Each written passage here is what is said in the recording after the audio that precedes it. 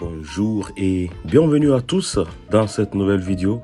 Et si c'est la première fois que vous regardez une de mes vidéos, je suis Gaspard. N'oubliez pas de vous abonner, partager puisque ça pourrait intéresser aussi d'autres personnes. Dans cette vidéo d'aujourd'hui, comme vous le savez, nous sommes ici à Conakry. Conakry qui est la capitale guinéenne.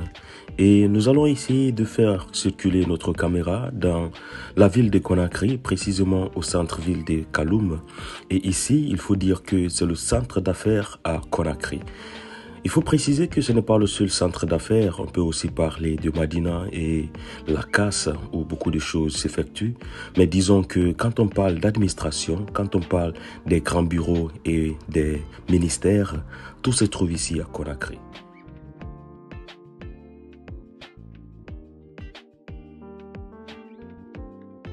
Et comme je le disais en début de cette vidéo, nous sommes ici à Kaloum, qui est le centre des affaires de Conakry, devant la BCRG, la Banque centrale. Pour tout ce que Mupi à Conakry savent exactement où nous sommes. Un peu plus loin, l'ambassade de la Côte d'Ivoire. Et à côté, on va voir l'église catholique, la plus grande église de Conakry, la cathédrale Sainte-Marie de Conakry. Quand on parle de Kaloum, il faut surtout se dire que c'est ici se passe beaucoup des choses à Conakry, que ce soit sur le plan business, que ce soit aussi sur le plan administratif. Tout ça, c'est parce que la plupart des institutions de l'État sont tous concentrées ici à Kaloum. Pourquoi ne pas penser un peu à décentraliser? Mais je le pense qu'ils sont déjà sur le chemin parce que voilà le plan de Conakry qu'ils ont révélé quand on voit par le ministère de l'Urbanisme et de l'Habitat. Ils sont en train de construire quelques ministères déjà vers Koloma.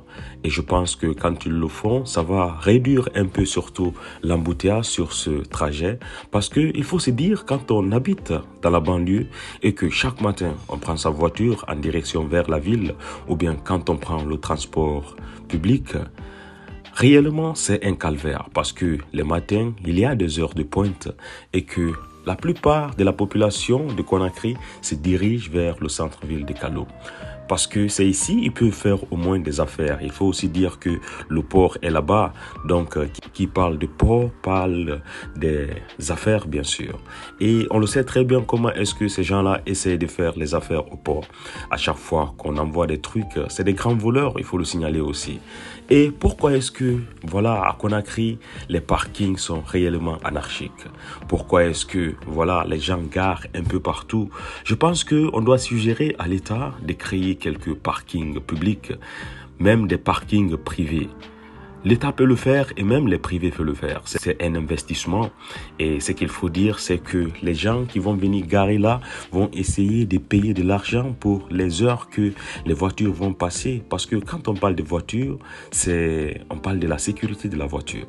Et quand on gare au bord de la route comme ça, non seulement ce n'est pas joli à voir, et on voit aussi que les routes sont restreintes. Il faut aussi signaler qu'à Conakry, quand on circule, c'est en pleine circulation qu'on va voir quelqu'un en train de garer sa voiture juste pour acheter du pain ou bien pour acheter de l'eau. Ces mouvements vont essayer de créer des embouteillages peut-être d'un retard de 10 à 15 minutes. Tout ça, c'est des trucs qu'on doit revoir surtout à Conakry. Sinon, on le sait très bien, voilà aussi, le lotissement de Conakry est réellement à revoir. On est en train de voir ici qu'il n'y a même pas des lieux où les enfants peuvent se distraire. À part ces quelques initiatives que le CNRD a pris pour réaménager quelques parcs de distraction à Conakry, je me dis que voilà, dans chaque capitale, dans ce monde entier, ils ont des trucs comme ça. Et chez nous, on doit aussi essayer de les valoriser et que même si c'est ces plages qui sont tout au bord de Conakry, il ne faut pas laisser que l'État puisse privatiser ça.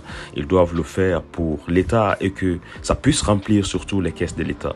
C'est des trucs qu'on n'accorde pas de l'importance, mais au contraire, c'est des trucs qui rapportent gros dans les caisses nationales dans les autres pays. Sur ce, mes frères, si vous avez regardé cette vidéo jusque-là, je vous dis merci à tous et surtout, vous le saviez, n'oubliez pas de laisser en commentaire tout ce que vous pensez et surtout des lieux que vous avez reconnus à Conakry. Et on se retrouve très bientôt pour une nouvelle vidéo, mes frères.